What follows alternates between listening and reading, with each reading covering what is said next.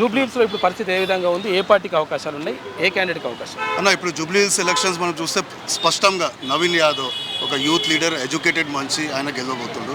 అది క్లియర్ కట్గా ఉంది.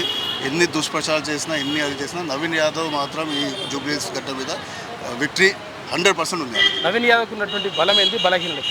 అన్న ఫస్ట్ ఆఫ్ ఆల్ బలం మాట్లాడుకుంటే ఒక యూత్, ఒక యువ ఆలోచన, కొత్త ఆలోచనతో వస్తుండు. ప్లస్ ఒక 10-15 సంవత్సరం నుంచి ఆయన చేసిన ఎన్జిఓ నడిపించిండు, చాలా మంది చదివించిండు, చాలా మంది డిఎస్సీలు చదివించిండు. సో అవన్నీ ఒక మంచి qualities. Plus any time available, 24/7 available ఉంటారు మన జనాల కోసము.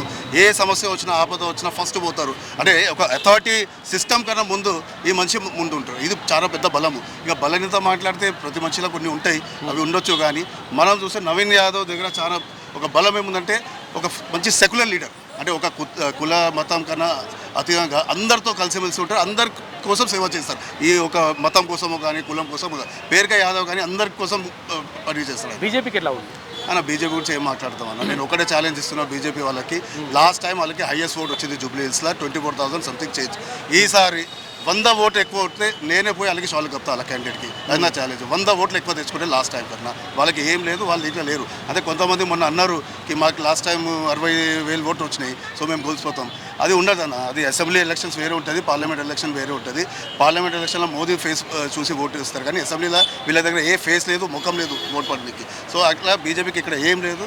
24,025 వస్తే చాలు అన్న, అలాగే విక్టరీ. బీఆర్ఎస్ మాగంటి గోపీనాథ్ వాళ్ళ సత్యమణి సునీతకి వెళ్ళారు అన్న. ఇప్పుడు బీఆర్ఎస్ ఇక్కడ 12 ఇయర్స్ ఉండే బీఆర్ఎస్ ఎమ్మెల్యే. బీఆర్ఎస్ 10 సంవత్సరాలు తెలంగాణలో ఉండే. ఇప్పుడు మాగంటి గోపీనాథ్ ఇప్పుడు చనిపోయారు. ఆయన ఏం డెవలప్మెంట్ చేసో అభివృద్ధి అది వేరే విషయం, అందరికీ తెలుసు.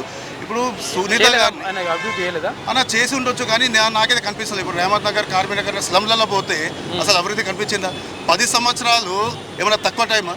అంటే ఇప్పుడు వీళ్ళేం పడుతుంది అంటే 2 సంవత్సరాలు మీరేం చేయలేదు, మీరు చేయలేదు అంటే 12 సంవత్సరాలు ఒక్కటే ఎమ్మెల్యే, ఒక్కటే పార్టీ. 10 సంవత్సరాలు ఇంకా గవర్నమెంట్ ఉండే, సీఎం వాళ్ళదే, అంతా వాళ్ళదే, ఇంకా మేయర్ వాళ్ళవే, జిహెచ్ఎంసీ. ఇది ఒక మంచి సిటీలో ఒక సెంటర్ ఏరియా.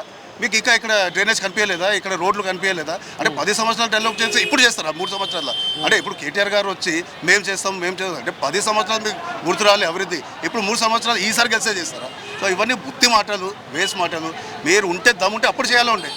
ఇప్పుడు మాత్రం వచ్చి సానుభూతి కొంటుపోయి సానుభూతికి ఓటు ఏంటంటే కాదండి. ఇక్కడ ఒక్కరే నినాదం నడుస్తుంది, సానుభూతి కావాలా, అభివృద్ధి కావాలా. సానుభూతి అభివృద్ధి మధ్యలో ఇది ఎలక్షన్. అక్కడ సానుభూతి అడుగుతున్నారు, ఇక్కడ మేము అభివృద్ధి కోసం ఓటు వేస్తాము. సో అభివృద్ధి మాకు కావాలా, సానుభూతి వద్దండి. మాకు కూడా సానుభూతి ఉంది, కానీ ఓట్ల సానుభూతి మాత్రం చూపాము. ఓటు మాత్రం అభివృద్ధికి వేస్తాం.